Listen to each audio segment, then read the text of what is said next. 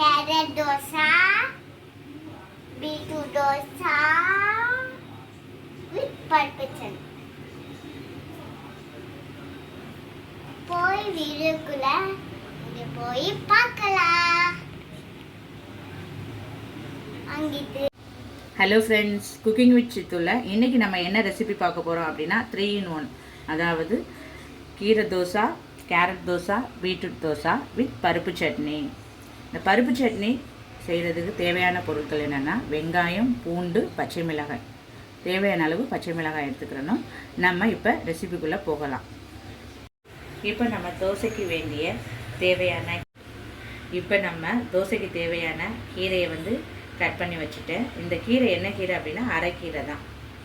அடுத்ததாக பீட்ரூட் துருவி வச்சுட்டேன், கேரட் துருவி வச்சுட்டேன். இந்த ரெசிபிக்கு இன்னொரு நேம் என்ன சொல்லலாம்னா ஏபிசி தோசை அப்படின்னே சொல்லலாம். அரைக்கீரை, பீட்ரூட், கேரட், ஏபிசி. அடுத்ததாக சைடிஷ்க்கு பருப்பு சட்னிக்கு நான் பருப்பு 20 minutes ஊற வச்சுருக்கேன்.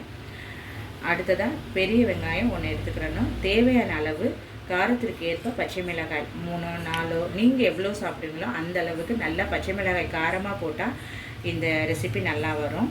அடுத்ததாக தேவையான அளவு பூண்டு, சோம்பு சேர்த்துக்கலாம், அது ஆப்ஷனல் தான். இப்போ நம்ம எப்படி செய்யலாம் அப்படிங்கிறத பார்க்கலாம்.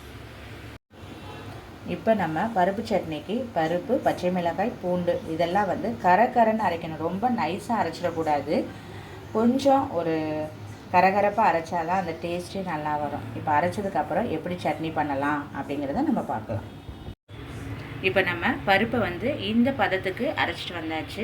அரைச்சிட்டு வந்த பருப்பில் தண்ணி நல்லா கலந்து வச்சுக்கிறணும். தேவையான அளவு, அதாவது கொஞ்சம் லிக்யூடாக. இப்போ நம்ம கடாயை அடுப்பில் வச்சுட்டு ஸ்டவ் ஆன் பண்ணிக்கலாம். ஆன் பண்ணதுக்கப்புறம் கடாய் சூடானதும் தேவையான அளவு ஆயில் போடணும். இப்போ கடாய் சூடானதும் ஆயில் தேவையான அளவு போடணும். போட்டதுக்கப்புறம் கடுகு, உளுந்து, கறிவேப்பிலை. இதுக்கு நல்ல வெங்காயம் நிறைய ஒரு பெரிய வெங்காயமாக எடுத்துக்கிடணும். நல்லா வெங்காயம் போட்டால் தான் அந்த டேஸ்ட்டே வரும்.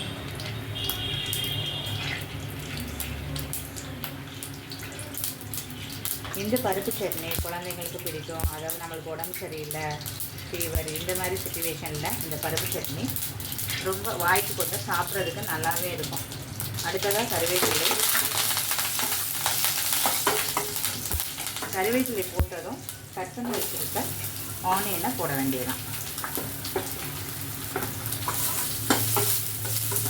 இந்த பருப்பு சட்னி எந்த மாதிரியான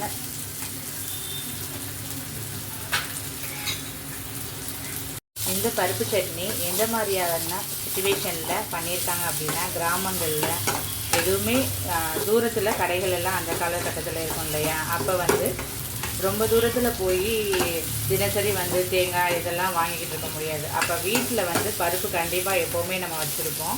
கிராமங்களில் எப்போயாவது தான் டிஃபன் எல்லாமே இட்லி, தோசை இதெல்லாம் செய்வாங்க. அப்போ சடனாக அதுக்கு ஒரு சட்னி ரெடி பண்ணலாம் அப்படின்னா, இப்போ திருநெல்வேலி சைட்லாம் தேங்காய் இதெல்லாம் இருக்கும், அதிலே அவங்க சட்னி பண்ணியிருப்பாங்க. எல்லா ரெசிபியுமே அவங்க பண்ணியிருப்பாங்க. ஆனால் சிவகங்கை மாவட்டம், புதுக்கோட்டை டிஸ்ட்ரிக்ட் இதெல்லாம் இந்த மாதிரியான ஒரு பருப்பு சட்னியை தான் எளிமையாக செஞ்சு டிஃபனுக்கெல்லாம் எடுத்துக்கிட்டு இருந்திருக்காங்க. இந்த பருப்பு சட்னி முன்னோர்கள் செஞ்சுருக்காங்கன்னா இது ஒரு உடலுக்கு ஆரோக்கியமான ஒரு சட்னியும் கூட. பருப்பு நம்ம உடம்புக்கு நல்லது. ஸோ அதனால் இந்த பருப்பு சட்னி ரெசிபி ரொம்ப ஒரு முக்கியமானது. இப்போ நல்லா வெங்காயம் ப்ரௌனிஷாக வந்துச்சு. இந்த ஸ்டேஜில் நம்ம அரைச்சி வச்சுருக்க அந்த பருப்பை போட வேண்டியதுதான். இந்த பருப்பை போட்டதுக்கப்புறம் தேவையான அளவு நீங்கள் தண்ணி போட்டுக்கோங்க. ஏன்னா அது கொதிக்க கெட்டியாகும். அதுக்கப்புறம்தான் அது கொஞ்சம் லூஸாகும். கொதித்து வந்ததுக்கப்புறம் கொதிக்கும் போதே திக்காகும். அதுக்கப்புறம் கொஞ்சம் லூஸாகி வரும். அதை நீங்கள் கரெக்டாக அந்த பதத்துக்கு பார்த்துக்கோங்க. இப்போ நம்ம தேவையான அளவு பெருங்காயம், அடுத்ததாக மஞ்சள் தூள்,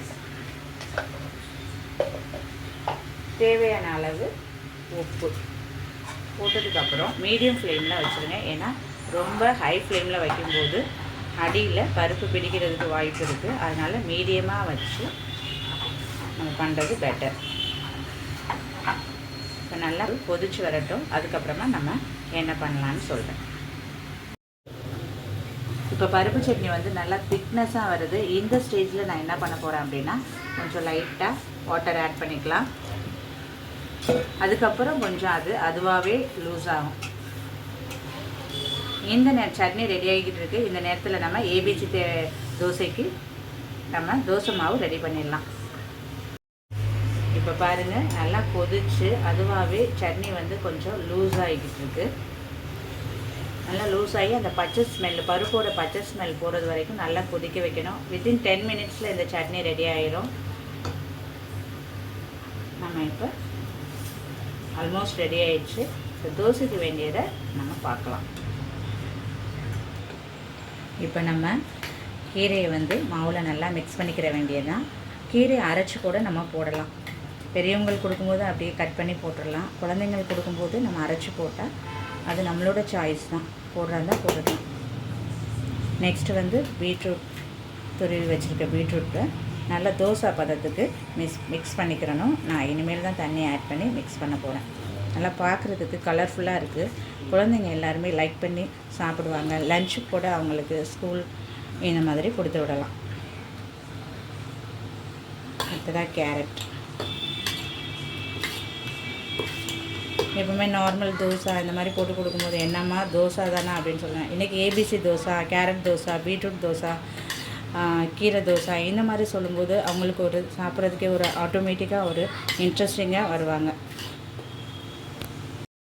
இப்போ நல்லா பச்சை ஸ்மெல்லாம் போய் பருப்பு சட்னி ரெடி ஆயிடுச்சு. தேவையான அளவு உப்பு போட்டு இறக்கிட வேண்டியதுதான். இப்போ நம்ம தோசைக்கல் நல்லா சூடாயிடுச்சு. ஃபஸ்ட்டு வந்து அரைக்கீரை தோசை.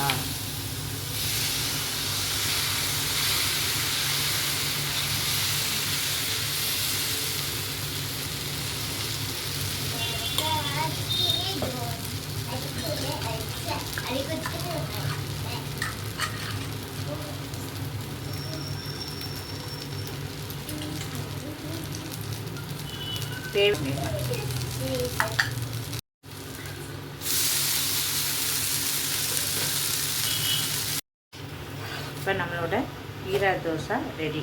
அடுத்ததாக நம்ம beetroot dosa.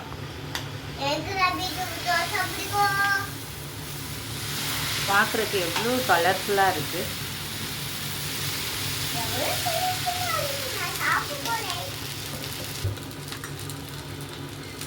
Beetroot dosa next.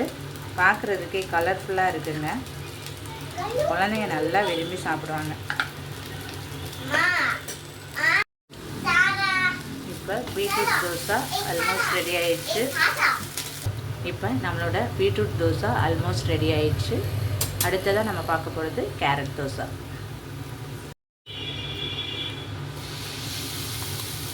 Carrot dosa